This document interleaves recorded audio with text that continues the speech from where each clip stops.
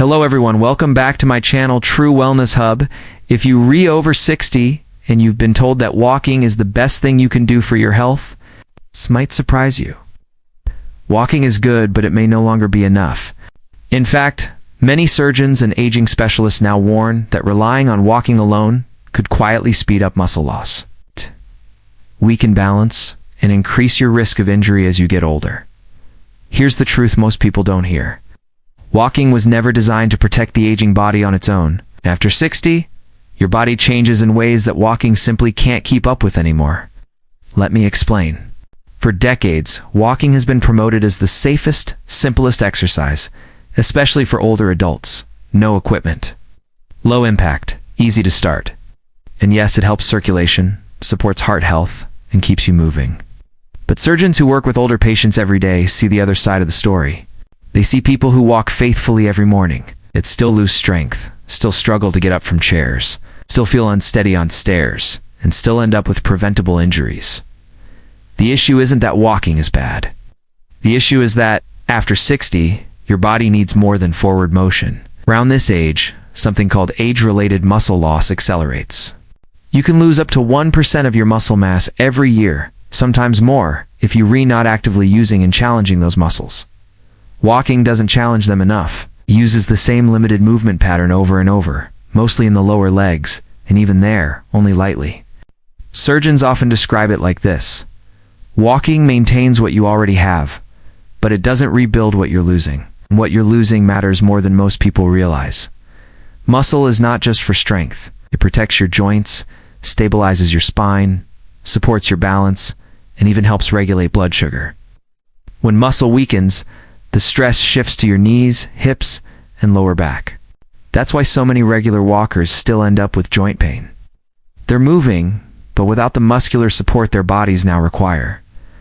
Another major issue is balance. Walking happens in a straight line on predictable surfaces, at a steady pace.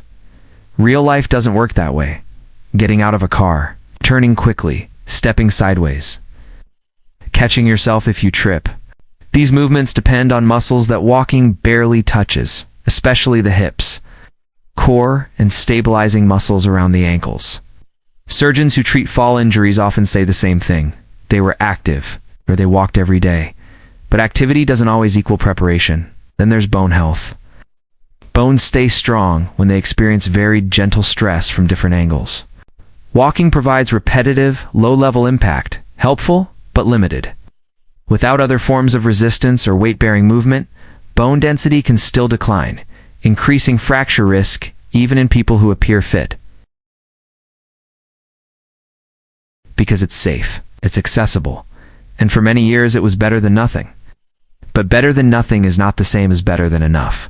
Surgeons today are shifting their advice. Instead of saying just walk, they're saying walk, but don't stop there. They recommend movements that strengthen muscles, protect joints, and train balance without punishing the body. Exercises that mimic real-life movements. Exercises that help you stay independent, confident, and injury-free. And here's the good news. These exercises are not extreme. They don't require gyms, heavy weights, or pushing through pain. But together, they do what walking alone can't. They rebuild what time slowly takes away. When surgeons talk about exercise after 60, they don't focus on burning calories or hitting step counts. They focus on function. Can you stand up without using your hands? Can you catch yourself if you stumble? Can your joints handle daily stress without pain? These are the abilities that determine whether someone stays independent. And they exactly what walking fails to train. The first thing surgeons recommend adding is gentle strength work, especially for the legs and hips. This doesn't mean lifting heavy weights. It means using your own body weight in controlled ways. Movements like sitting down and standing up from a chair, slowly and with control. This single motion trains the thighs, hips, and core, the very muscles that protect your knees and help you climb stairs. Surgeons often call this one of the most important movements for aging well because it directly translates to real life. Another key area is the hips. Weak hips are one of the biggest hidden causes of falls. Walking moves the hips forward and back, but life requires side-to-side strength. Simple side leg lifts, or stepping sideways with control, Wake up muscles that stabilize your pelvis and keep you upright. Surgeons see fewer hip and lower back injuries in patients who train these muscles regularly. Then there's balance training, something almost no one does on purpose, yet everyone needs. Balance isn't just about standing on one foot. It's about teaching your nervous system to react quickly and correctly. Even standing near a counter and briefly lifting one foot off the ground trains the brain and muscles to communicate better. Surgeons say that even a few minutes of balance work a day can dramatically reduce fall risk over time. Upper body strength also matters more than people think. Weak arms and shoulders make it harder to catch yourself during a fall or push up from the floor if you do go down. Light resistance, wall push-ups, or controlled arm movements help maintain this protective strength. Surgeons often notice that patients with stronger upper bodies recover faster and suffer fewer complications after injuries. Another powerful but overlooked recommendation is mobility, gentle movement through a joint's full, comfortable range. Walking keeps joints moving, but only in a narrow pattern. Mobility exercises for the ankles, hips, and spine help joints stay lubricated and flexible, reducing stiffness and pain. Surgeons frequently point out that many aches blamed on aging are actually just joints that haven't been moved in enough different ways. What surprises many people is how little time this all takes. Surgeons aren't recommending hour-long workouts. They often suggest 10 to 20 minutes a day, broken into short sections. A few minutes of strength, a few minutes of balance, a few minutes of mobility. When combined with walking, this approach supports the whole body instead of just keeping it in motion, and walking still has a place. It's great for the heart, the lungs, and mental health. But when it's the only form of movement, it leaves dangerous gaps. Surgeons see those gaps show up years later as falls, joint replacements, and loss of independence, outcomes that are often preventable. There's also a mental shift that happens when people stop relying on walking alone. They start to feel more capable, more stable, less afraid of movement. Confidence grows when the body feels strong and responsive, not just active.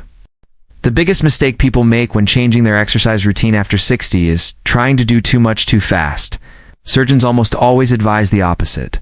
Start small, move well, and stay consistent. Your body doesn't need shock, it needs reassurance. A simple place to begin is to keep your walking routine, but shorten it slightly. Then use the save time to add a few targeted movements. For example, after a walk, sit and stand from a chair 5 to 10 times. Slowly. Hold on to the chair if needed. This alone begins rebuilding leg strength and knee support. Over time, it makes everyday movements feel easier and safer. Next, add one balance exercise. Stand near a counter, place your fingertips lightly on it, and lift one foot for 10 seconds. Switch sides. That's it. Surgeons emphasize that balance improves not through effort, but through repetition. Small daily challenges teach your body how to react automatically when it matters. Then, include gentle joint movement, slow ankle circles, easy hip rotations, while holding on to something stable, few relaxed arm movements. These restore range of motion and help joints feel smoother and less stiff. Many people notice reduced pain within weeks, not because the joints are fixed, but because they're finally being used the way they were designed to move. One of the most important recommendations surgeons make is to listen to discomfort, not fear it, but never push into sharp pain. Muscle fatigue is normal. Mild soreness is okay. Joint pain is a signal to adjust. This approach keeps people consistent, and consistency is what produces results. Another thing surgeons stress is posture. Walking with poor posture can reinforce imbalance and strain. Strength and mobility exercises gently realign the body, making walking itself more effective and comfortable. Many people find they naturally walk taller and with better stability after just a few weeks. There's also an emotional benefit that often goes unnoticed. When people regain strength and balance, fear of falling decreases. DAP. Fear is one of the biggest reasons older adults stop moving. And when movement stops, decline accelerates. Surgeon-approved exercise isn't just about muscles and joints, it's about preserving confidence. If you haven't exercised in years, or if you're dealing with pain, the key is personalization. Surgeons recommend starting with movements that feel manageable and building from there. Progress isn't measured by how hard something feels, but by how much better daily life becomes. So the real message isn't stop walking, it's this. Walking is a foundation, not a solution. After 60, your body needs strength to protect joints, balance to prevent falls, and mobility to stay pain-free. Walking alone can't provide all of that, but when paired with the right movements, it becomes far more powerful. The goal isn't to train like an athlete, it's to move like a human who wants to stay independent, capable, and confident for years to come. If there's one thing surgeons want people over 60 to understand, it's this: aging Docent takes strength away all at once.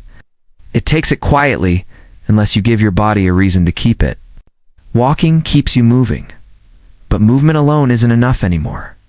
Your body now needs intention.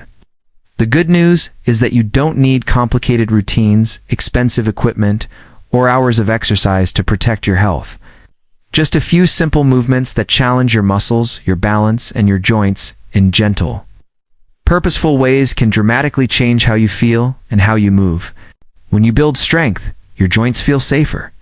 When you train balance, your confidence grows. When you restore mobility, everyday pain often fades. This is why surgeons don't just ask, "Are you active?" They ask, "Can you move well?" Because the real goal after 60 isn't just to stay busy. It's to stay independent. To get up without effort, to move without fear, to trust your body again. So keep walking if you enjoy it. But don't stop there. Add the movements that walking can't give you. Your future self, stronger, steadier, and more confident, will thank you for it.